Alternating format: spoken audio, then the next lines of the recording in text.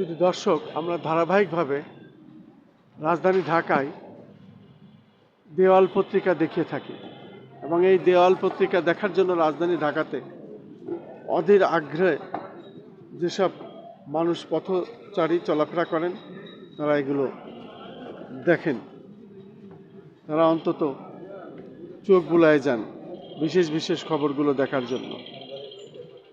আমরা দেখতে পাচ্ছি আজকে দৈনিক সকালবেলায় প্রথম পাতায় যে খবরগুলো ছাপা হয়েছে, বিশেষ করে আজকে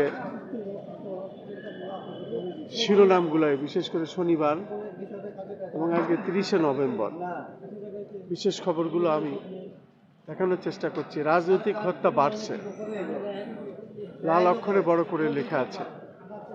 পাশাপাশি আমরা আরও দেখতে পাচ্ছি, যেটা নিয়ে খুব বেশি আলোড়ন চলছে এখন, নির্বাচন এবং সেই নির্বাচনের তফসিল আমরা দেখতে পাচ্ছি। ডিসেম্বরের দ্বিতীয় সপ্তাহে তফসিল সিইসি বলেছেন, সেটা ছাপা হয়েছে।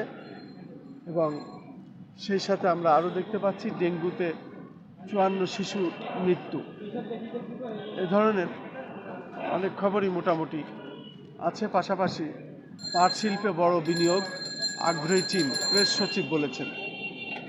এরকম অনেক খবর আমরা আজকে দেওয়াল পত্রিকায় দেখতে পাচ্ছি। আমরা দেখছি বর্তমান কথা, দৈনিক বর্তমান কথা, এবং দৈনিক বর্তমান কথায় প্রথম পাতায় ছাপা হয়েছে ভোগান্তির অপর নাম রাজধানীর লোকাল বাস। আমরা দেখছি, পাশাপাশি আরও দেখছি উপদেষ্টা পরিষদে অনুমোদন পেল নতুন আরেকটি অধ্যাদেশ। সেই সাথে ঢাকা 19 আসনে ধানের শীষে ভোট চেয়ে লিফলেট বিতরণ করেন বিএনপি নেতা মঞ্জুরুল ইসলাম মঞ্জু। আরও আমরা দেখতে পাচ্ছি জনগণের বিরুদ্ধে গিয়ে কোনো শক্তি আগামী নির্বাচন ঠেকাতে পারবে না এবং ডিসেম্বরের দ্বিতীয় সপ্তাহে তফসিল ঘোষণা। এই হলো আজকের রাজধানী ঢাকার দেওয়াল পত্রিকা। দেওয়াল পত্রিকাগুলো সাধারণত রাজধানী ঢাকায় মানুষ খুব আগ্রহ ভরে দেখেন, আমরা সেটাই দেখানোর চেষ্টা করছি। আমরা বিশেষ বিশেষ খবরগুলো দেখে যাচ্ছি। দৈনিক ফেনী সময়, এবং দৈনিক ফেনীর সময় আমরা দেখতে পাচ্ছি তারুণ বিহার বিভিন্ন মসজিদে খালেদা জিয়ার রোগ মুক্তি কামনায় দোয়া, সার্কিট হাউস মসজিদে খালেদা জিয়ার সুস্থতার জন্য দোয়া মোনাজাত। এ ধরনের আরও অনেক পত্রিকাতেই খবর এসেছে। আমরা দেখতে পাচ্ছি দেশে 9 মাত্রার ভূমিকম্পের আশঙ্কা। আমরা দেখতে পাচ্ছি দেশে 9 মাত্রার ভূমিকম্পের আশঙ্কা। আসলে শীতের সবজির সরবরাহ বাড়লেও কমছে না দাম। এবং আরও দেখতে পাচ্ছি বিদেশে নেওয়ার মতো অবস্থা নেই খালেদা জিয়া, বিএনপির মহাসচিব। আসলে বিদেশ যাওয়ার মতো শারীরিক সুস্থতা একটু না হলে উনি যেতে পারবেন না, এটাই বুঝাইছেন, এটাই লিখেছেন। এবং পাশাপাশি আমরা আরও দেখতে পাচ্ছি সংসদ নির্বাচন ও গণভোটের তফসিল ডিসেম্বরের দ্বিতীয় সপ্তাহে। আমরা দেখতে পাচ্ছি সংসদ নির্বাচন ও গণভোটের তফসিল ডিসেম্বরের দ্বিতীয় সপ্তাহে। পাশাপাশি আরও দেখতে পাচ্ছি দেশে ফেরার সিদ্ধান্ত একক নিয়ন্ত্রণহীন না, তারেক রহমান বলছেন।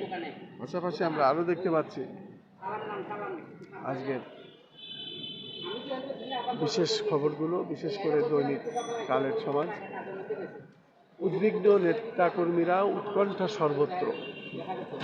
এটা আমরা দেখছি দেশনেত্রী বেগম খালেদা জিয়ার শরীর অসুস্থতার বিষয় নিয়ে সারা দেশের মানুষ উদ্বিগ্ন। পাশাপাশি প্রধান নির্বাচন কমিশনার ভোটের তফসিল ডিসেম্বরের দ্বিতীয় সপ্তাহে উল্লেখ করেছেন।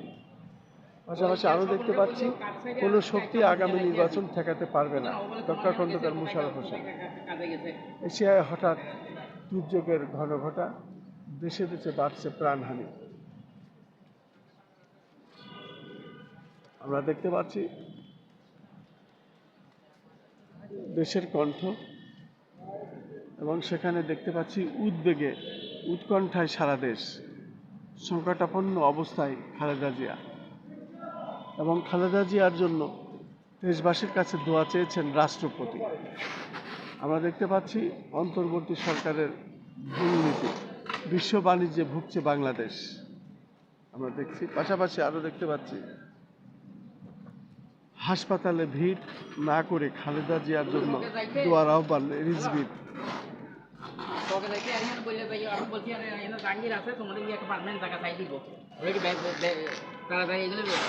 আরো দেখতে পাচ্ছি দৈনিক আজকের সংবাদ,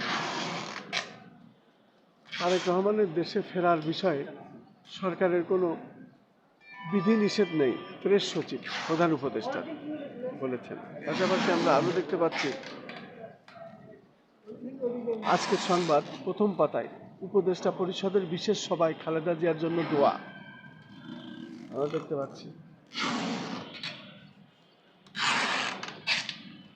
দেশে ফেরার সিদ্ধান্ত গ্রহণের সুযোগ একক নিয়ন্ত্রণাধীন নয়, তারেক রহমান বলেছেন।